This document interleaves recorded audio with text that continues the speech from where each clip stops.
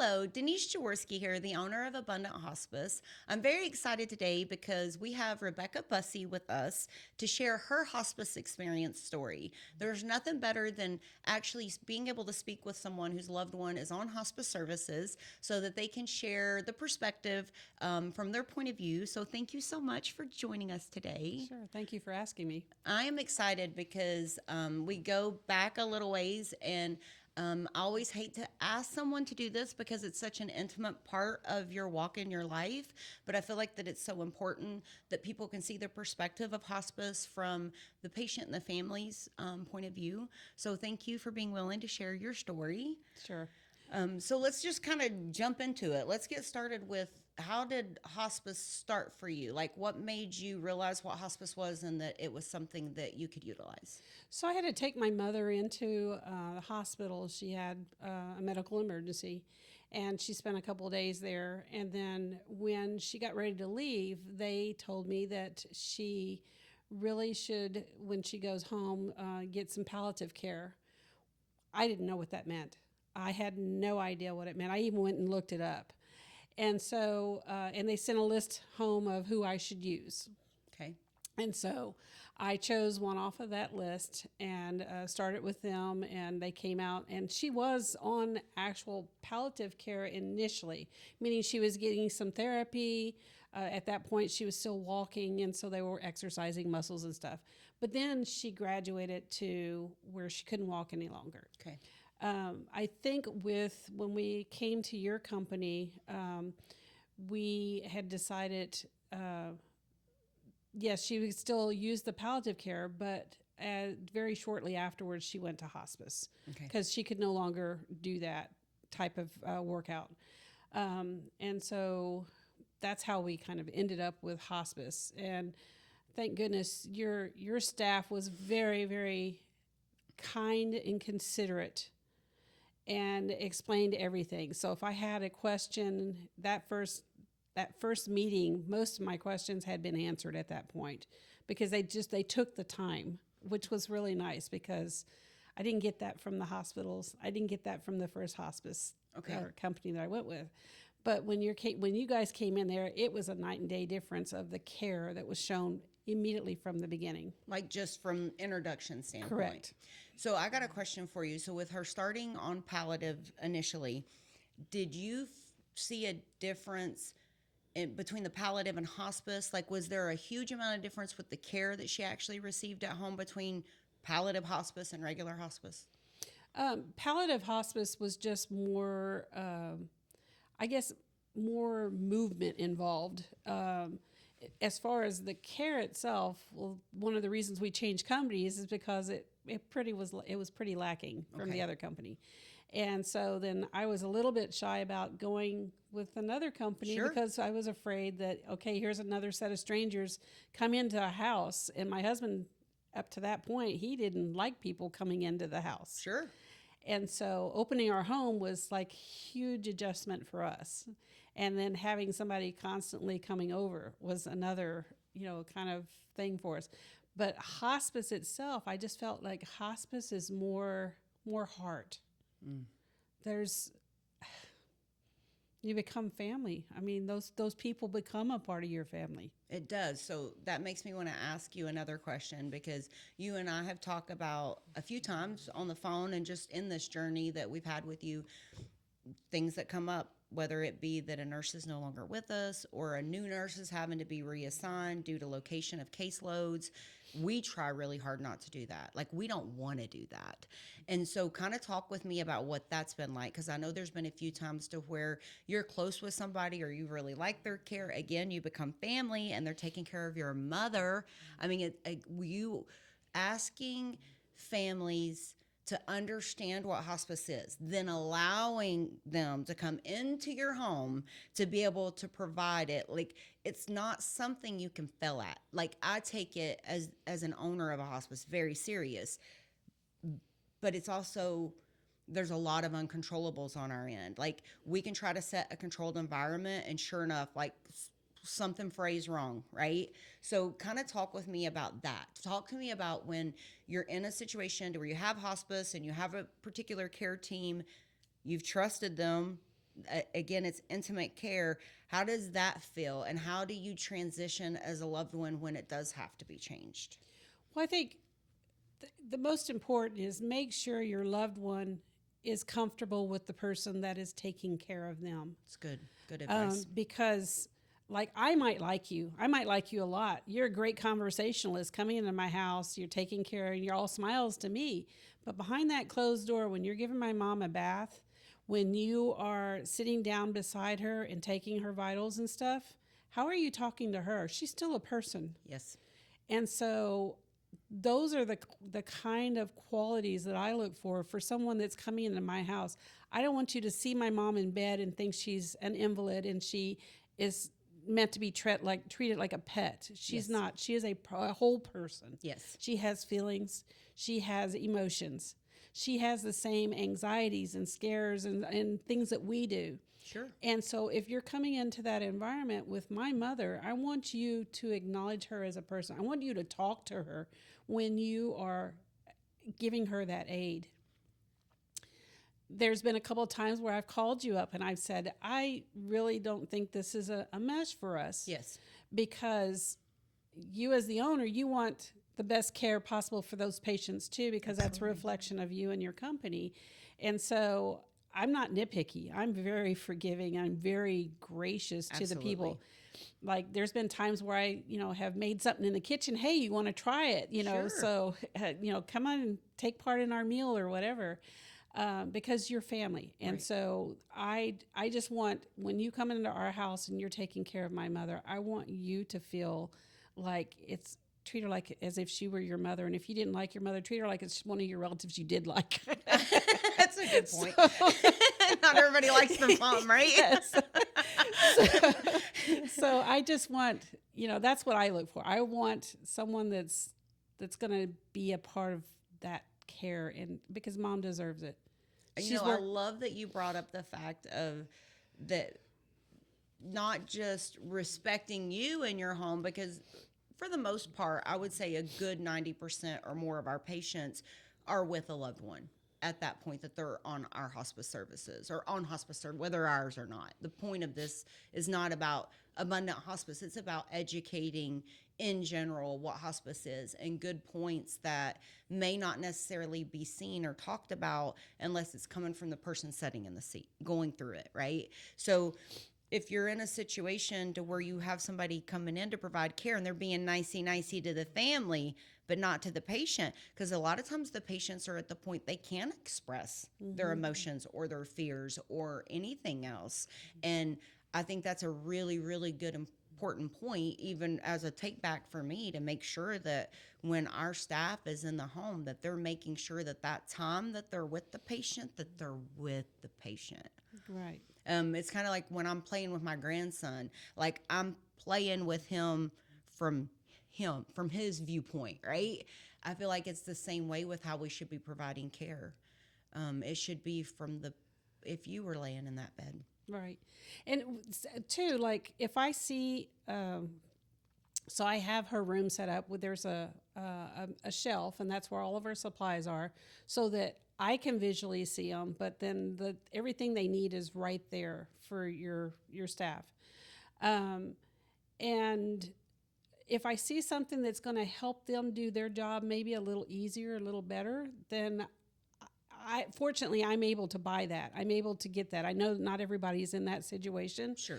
But for instance, like to wash mom's hair, I bought this basin and it has a headrest so mom can lay in, all the water can go there. So they're not having to pour that water in a small little bucket and spilling it on the bed or whatever.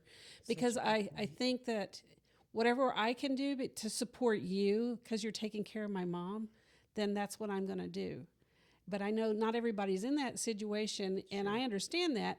But if you can, and if you can make that person's job a little easier, then you should do it. And it probably goes a long way. It does. I think that the staff has appreciated it because they'll go, "Oh, I've never seen that before," and oh yeah, I kind of like that. Yeah, So I just feel like it's a team effort because we become the team that's there for mom. Yes. And I haven't quite lost her yet.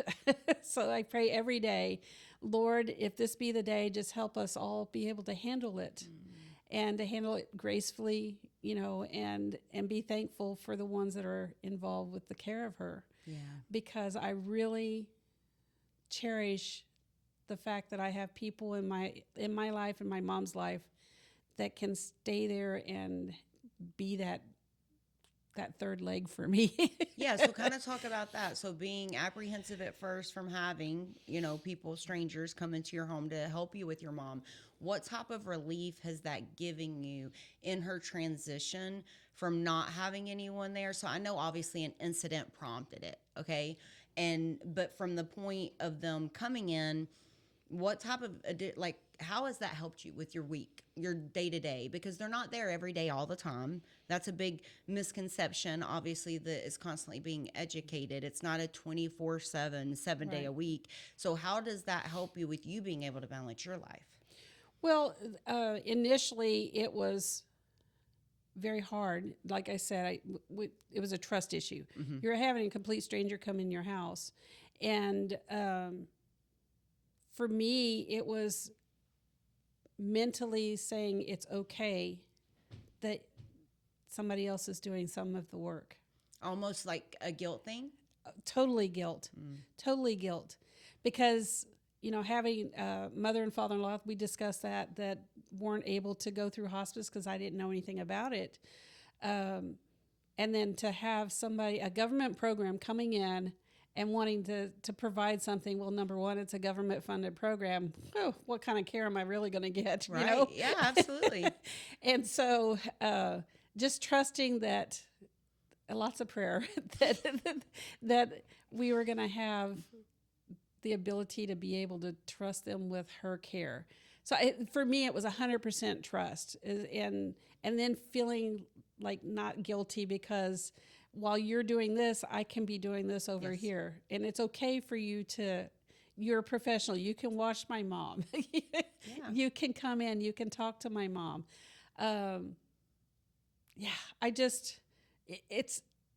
It's been a hard journey simply because I know I can I think I can do it all, but I don't realize how much it can wear you down. Yeah.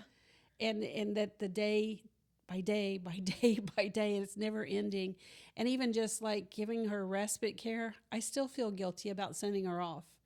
And you should not. I do. I feel guilty because, number one, I know no one's going to care for her the way I do. Yeah, I mean, that's true.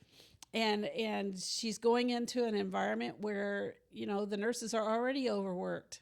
And so, but I've had to do that. Like last year, my daughter got married in Australia, and we had to take off and go take care of that. Yeah. And life still happens. Yeah. And so we were able to do that because of hospice and then a family member that took care of her the extra days. Yeah. So it's just being okay with allowing somebody else to do some of the stuff. But isn't that to some degree, not that I'm trying to compare someone who's transitioning and they're on hospice because they're passing away and you need to life happens, right? Right. It's really no different than when you were parents and you went on vacation without your kids. We didn't do that. We're still waiting for that. we gotta talk, Rebecca. We gotta help you release a little here. Have some fun. We didn't even get to enjoy the empty house syndrome because my son moved out and my mom moved in.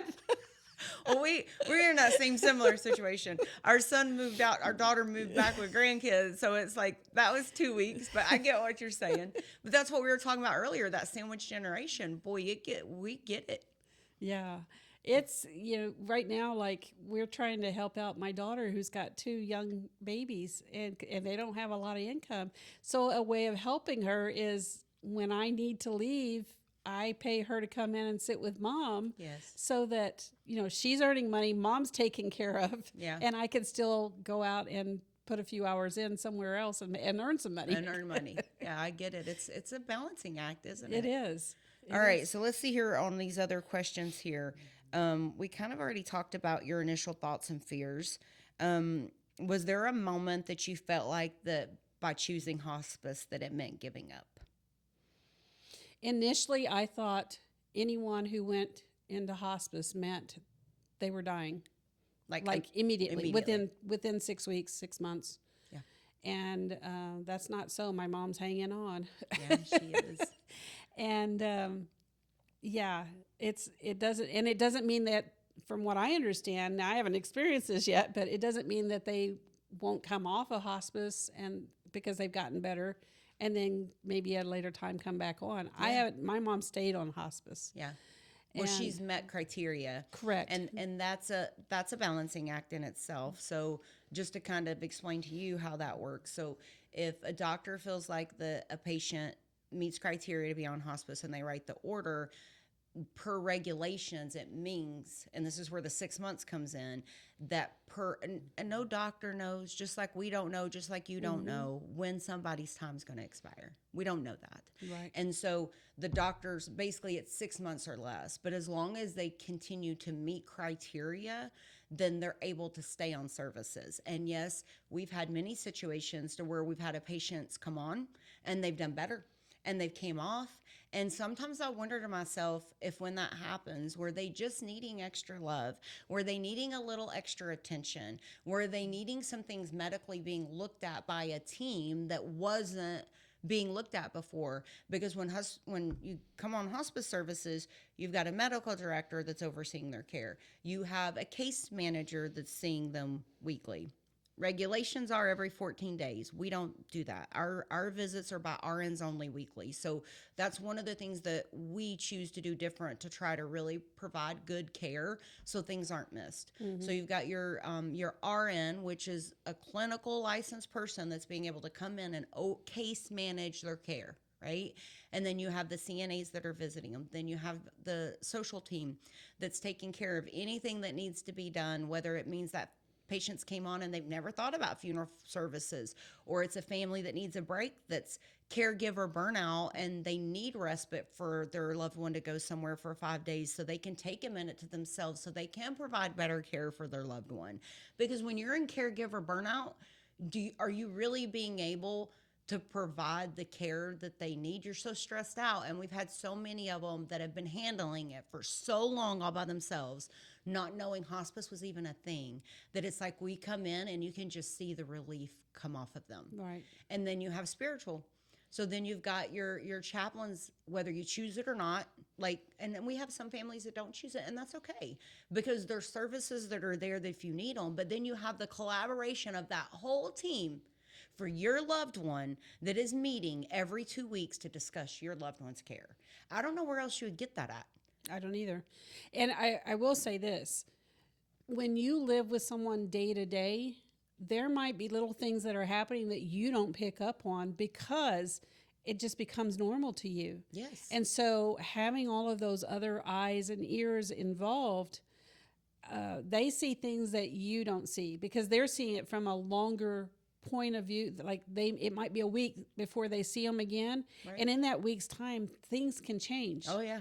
Like, I don't know if I can share it, but you can clip it if you don't. But like my mom's respiratory in the last week has decreased significantly. I just knew she was sleeping more. But the nurses, 2 of them now, have told me, no, her breaths have slowed down. And so that makes sense. I mean, if you're not breathing as much during that time frame, yeah, you're going to be a little more sleepy, a little more tired. You know, I just, when she's awake, it's great because then you see that spark that was there. You know, she has those days of lucidity where it's like, there's my old mom. Yeah.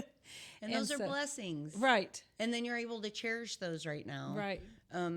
But I do believe that from the collaboration component, and sometimes like we can't see the forest for the trees. And when you're seeing the same thing every single day, having a professional that's what their expertise is in, but then to guide you. So them telling you that that's happening is also them watching to make sure that as she's transitioning that she's comfortable, but you're also aware of what's going on. Right. And I just wish that more people understood the beauty in it, because there is a lot of beauty in it.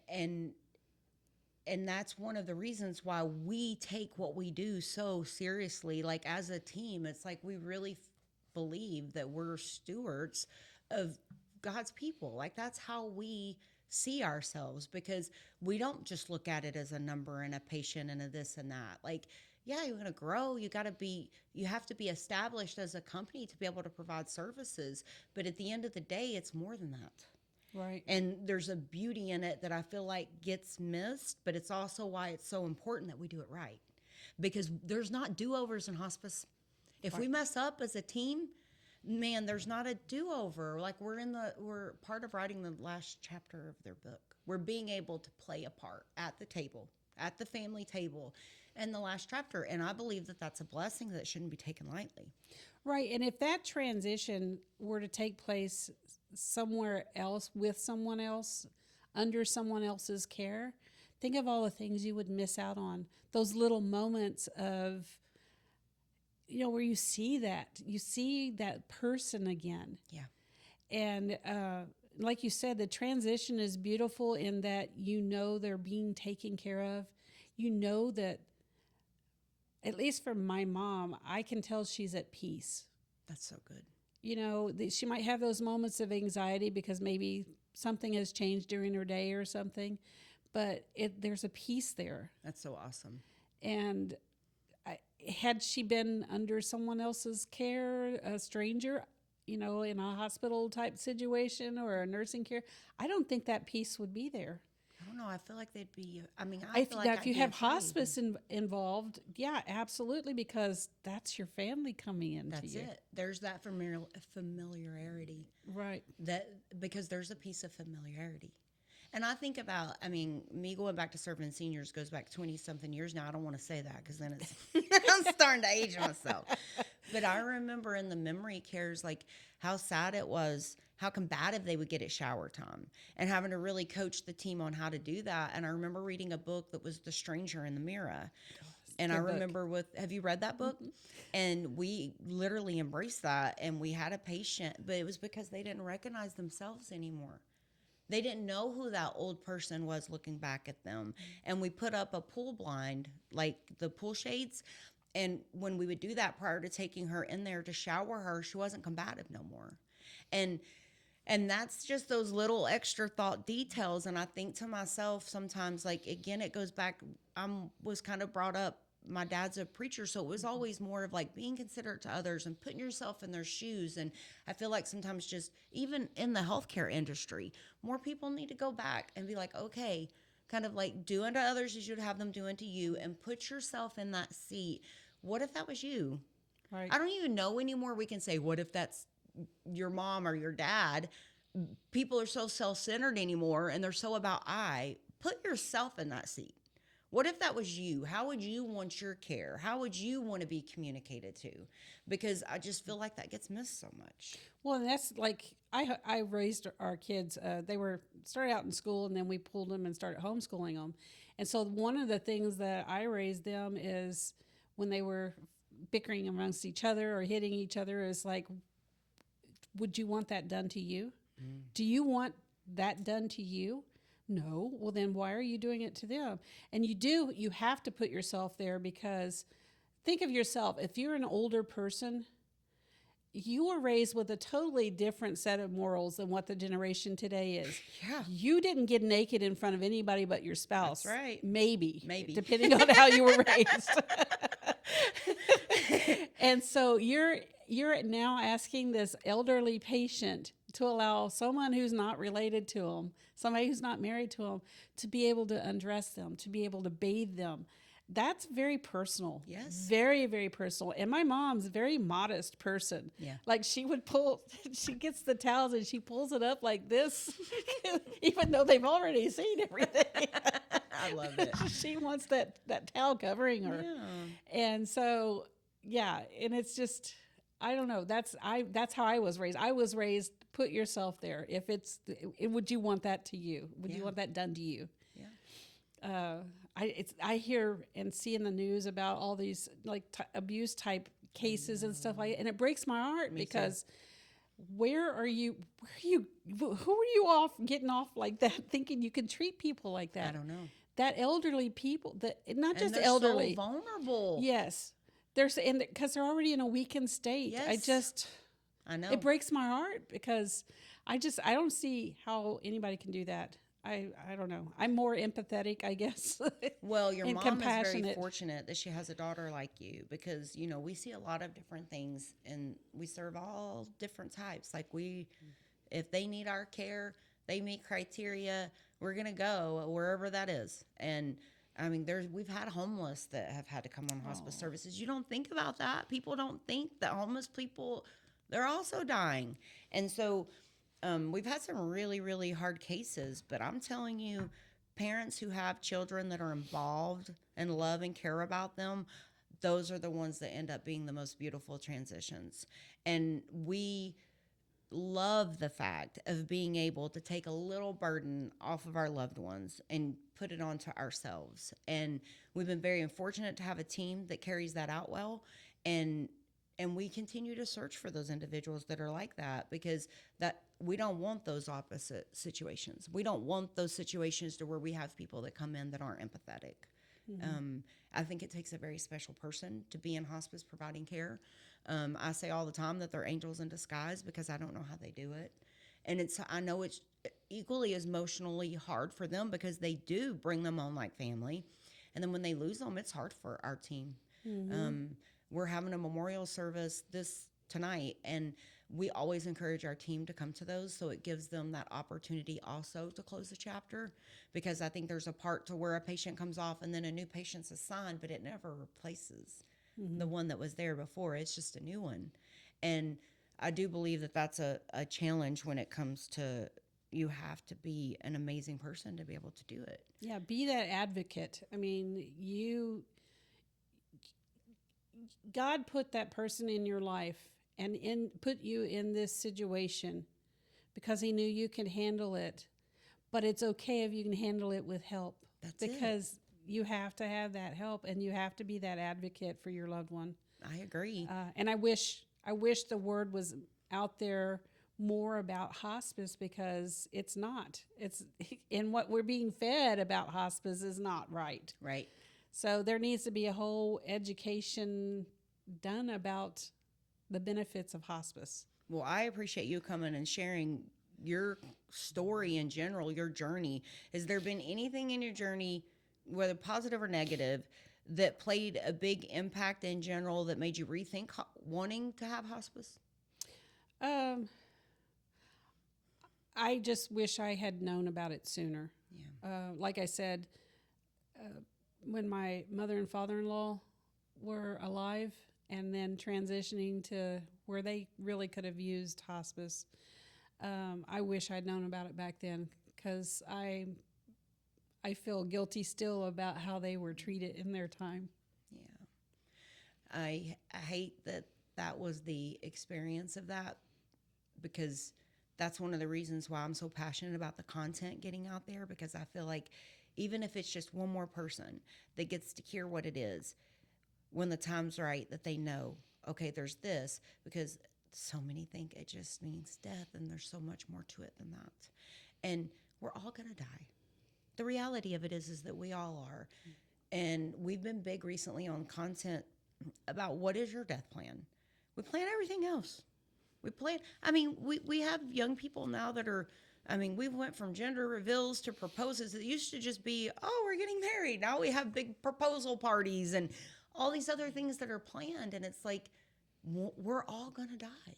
And I really hope that we reach people's lives that can prevent bad situations from happening, that makes their situation better because of the content that we were able to put out. If it was just one, if it's just one impact that changes because they didn't know, or then they started to research.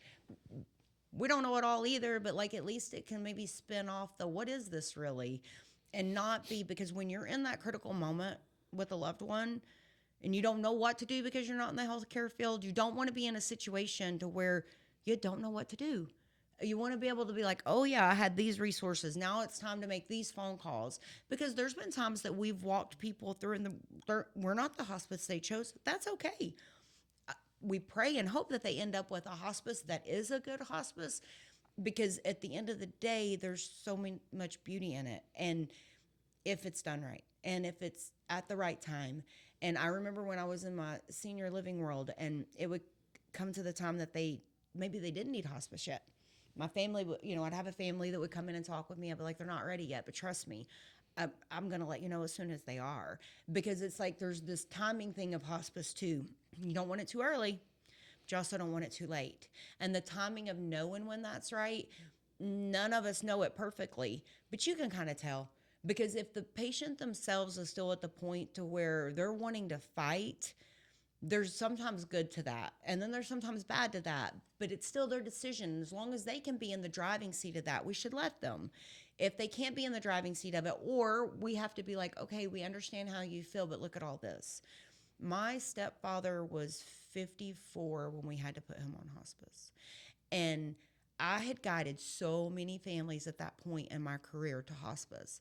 When I had to guide my own family to it, it was so hard. It was so hard to sit with my mom and be like, it's time. And at such a young age.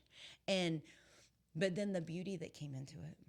And none of us were ready to lose him. None of us wanted to let him go. We never want to let our loved ones go. That's never going to change. I was like, it's been too long since we've lost Pops. I think this year we're coming up on 15 years since he's been passed. And so I was having to do that again, going back to that sandwich generation that we were talking about. I didn't want to be the family member that had to step up and say, I think it's time for this.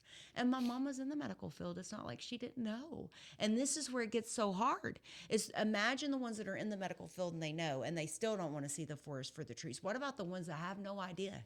Right. And I think that that's a big piece in making sure we get this stuff out there. Okay, so the last question that I'm going to ask you is that if you could describe hospice in one word, now versus before, what would it be? Now versus before.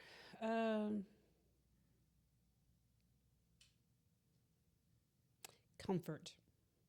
It's very comforting to know that we're being taken care of. I love that. It makes my heart so happy. It makes me happy, too, that you've given us opportunities to where there's been times that you doubted or you didn't feel right about something, that you took that time to reach out to us to give us the opportunity to correct it, because we're human. We're not perfect. And you can see things that we can't see, and I've been thankful that we've been able to work through that together. I've been very thankful that we've been able to take care of your family. It makes my heart happy to know that. We'll continue to do that well, and if we don't, I know you'll call me so that I can fix it. Well, I just have to go back to what my boss says, and she says, you pull from your mercy purse, because you never know when you're going to need that mercy yourself. Woo. So you pull from your mercy purse, your grace purse. I love it. Give them grace and mercy. Yeah. Pray, but give it to them. And so that's, without grace and mercy, where would any of us be? I don't know, because we lead on that within the company. I can't tell you, don't know this, but I can't tell you how many times in our meetings that we're like, give grace. We need to give some grace.